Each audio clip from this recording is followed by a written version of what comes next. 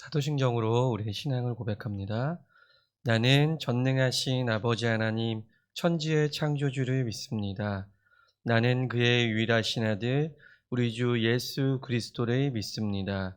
그는 성령으로 잉태되어 동정녀 마리아에게서 나시고 본디오 빌라도에게 고난을 받아 십자가에 못 박혀 죽으시고 장사된 지 사흘 만에 죽은 자 가운데서 다시 살아나셨으며 하늘에 오르시어 전능하신 아버지 하나님 우편에 앉아 계시다가 거기로부터 살아있는 자와 죽은 자를 심판하러 오십니다.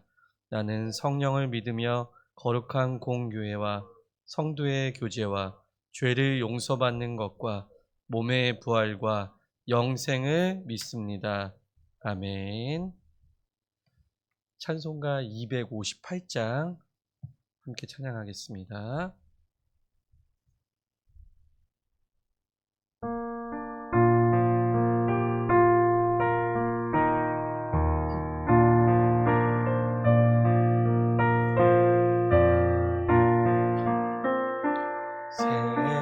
샘물과 같은 보혈은 주님의 피로다. 보혈의 죄를 씻으면 정하게 되겠네. 정하게 되겠네. 정하게 되겠네. 보혈의 죄를 씻으면 정하게 되겠네. 저도적 회개하고서 보혈에 씻었네. 저도적 같이 몸도 죄 씻기 원하네. 죄 씻기 원하네. 죄 씻기 원하네. 저도적 같은 이 몸도 죄 씻기 원하네. 죄속함 받은 백성은 영생을 얻겠네.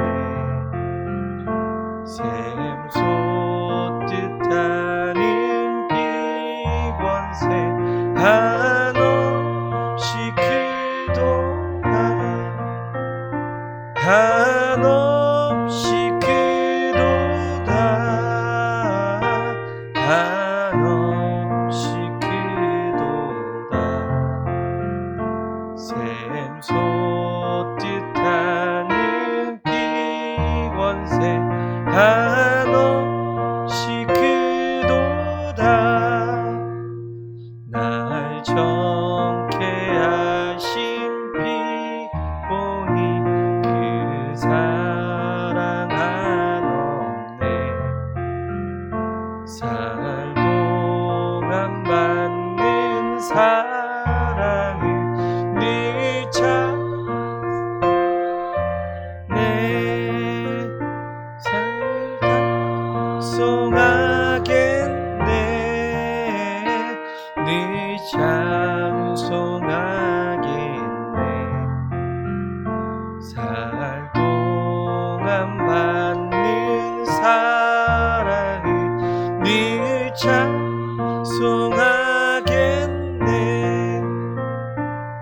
이후에 천국 올라가 더 좋은 노래로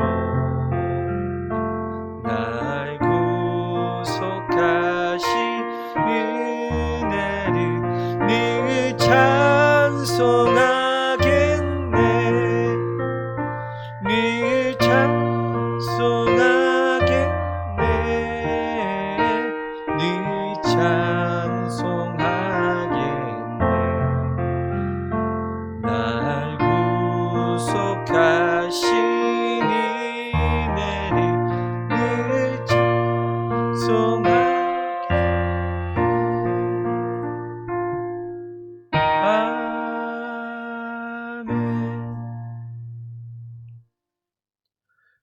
하나님께서 우리에게 주시는 말씀은 이사야 14장입니다.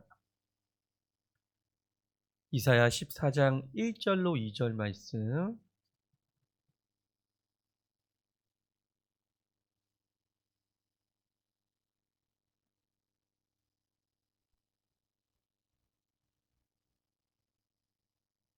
네, 우리 한 목소리 한 뜻을 합독하겠습니다.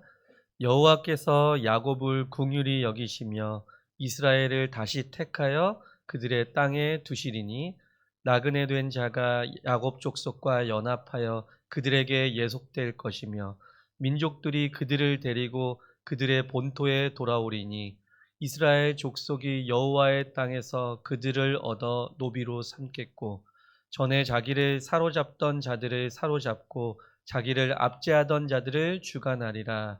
아멘.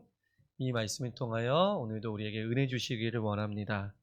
오늘 이사야서 14장은 13장에 이어서 바벨론 멸망과 아수르의 멸망 그리고 블레셋 심판에 대한 예언이 기록된 장이라고 할 수 있습니다. 한때 그 지역에서 겨룰 상대가 없던 최고의 강대국이었던 바벨론 제국 멸망을 이제 주된 내용으로 하고 있는데요. 이와 같은 강대국들도 결국 하나님의 심판 앞에서는 버틸 힘이 없어서 순식간에 무너진다라는 예언을 하고 계십니다. 22절로 24절까지 제가 한번 읽어보겠습니다. 만군의 여호와께서 말씀하시되 내가 일어나 그들을 쳐서 이름과 남은 자와 아들과 후손을 바벨론에서 끊으리라. 나 여호와의 말이니라. 내가 또 그것이 고슴도치의 구렬과 물 웅덩이가 되게 하고 또 멸망의 빗자루로 청소하리라. 나 만군의 여호와의 말이니라 하시니라. 여호와께서 아수르를 파하시리라. 만군의 여호와께서 맹세하여 이르되 내가 생각한 것이 반드시 되며 내가 경영한 것이 반드시 이루리라. 아멘. 한때 최고의 영화를 누렸던 제국들을 하나님께서는 멸망의 빗자루로 청소하듯 정리하시겠다는 표현을 하시고 또 이를 막을 자가 없을 것이라고 선포를 하고 계십니다. 단호하게 말씀하고 계시죠. 그런데 오늘 우리가 묵상하는 이 이사야 14장에 이 모든 하나님의 역사는 사실 결국 누구를 위한 것이냐? 우리가 다 알듯이 여러분께서 다 아시다시피 이 모든 하나님의 역사는 전적으로 당신의 백성 이스라엘을 회복시키기 위한 하나님의 선포라는 것을 우리는 잘 알고 있습니다. 열왕기하 25장을 보면은 바벨론의 느부갓네살 왕은 예루살렘을 점령했을 때 하나님의 성전에서 기구들을 마구 이제 탈취하게 되고 또 다니엘서 5장을 보게 되면 그의 후대 왕인 벨사살은 하나님의 성전 기물로 술을 마시기까지 하면서 여호와를 직접적으로 모독하기도 합니다. 또한 그들이 이스라엘을 정복할 때에는 하나님의 백성인 이스라엘 민족을 무자비하게 학살하고 또 많은 사람들을 포로로 끌고 가서 핍박하는데요.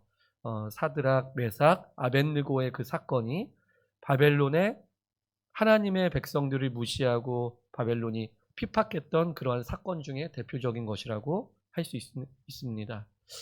그럼에도 불구하고 이렇게 많은 나라들이 결국 하나님의 심판을 받게 된 가장 핵심적인 이유는 이스라엘의 회복을 위한 것임을 우리는 부인할 수가 없는 것이죠. 그렇다면 이 모든 심판과 멸망의 그 대가로 이스라엘 민족을 구원하고 회복시킬 만큼 이 이스라엘의 민족이 하나님 앞에서 인정받을 만한 그런 잘한 일이 있었을까요? 그만큼의 대가를 치를 자격이 되는 민족이었는가를 우리가 생각해 보면은 사실 그렇지 않다라는 것입니다. 오늘 본문의 1절에 보면은 이렇게 말씀하고 있는데요. 1절 말씀 우리가 한 번 더 읽어볼까요? 이사야서 14장 1절 말씀 시작. 여호와께서 야곱을 긍휼히 여기시며 이스라엘을 다시 택하여 그들의 땅에 두시리니 나그네 된 자가 야곱 족속과 연합하여 그들에게 예속될 것이며.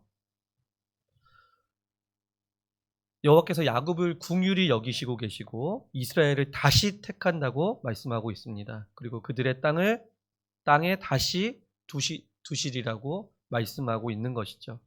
많은 나라들을 심판하셔서 이스라엘의 민족을 구원하시고 회복시키시는 그 배경에는 두 가지의 이유가 있는데요.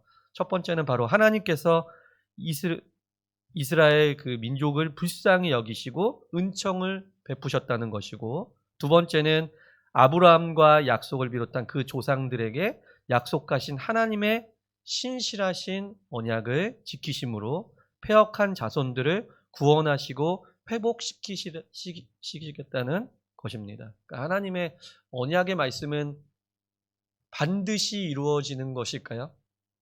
네, 반드시 이루어질 수밖에 없는 것이죠. 왜냐하면 하나님이 직접 하신 말씀이기 때문에, 하나님의 은혜 또 하나님의 그 신실하심으로 자격 없는 이스라엘 민족은 구원과 회복의 은총을 누리게 되었다는 것입니다. 따라서 우리는 앞으로 이사야서를 통해서 선포되어지는 주변 국가들을 향한 그 심판의 메시지를 들을 때마다 사실 그 멸망받을 나라들이 이 나라, 그러니까 이스라엘 민족을 향한 자녀들아, 이제 그만 회개하고 너희의 가는 길을 돌이켜 아버지께 돌아오라고 외치는 하나님 아버지의 그 간절한 외침을 우리도 함께 들어야 될 것입니다.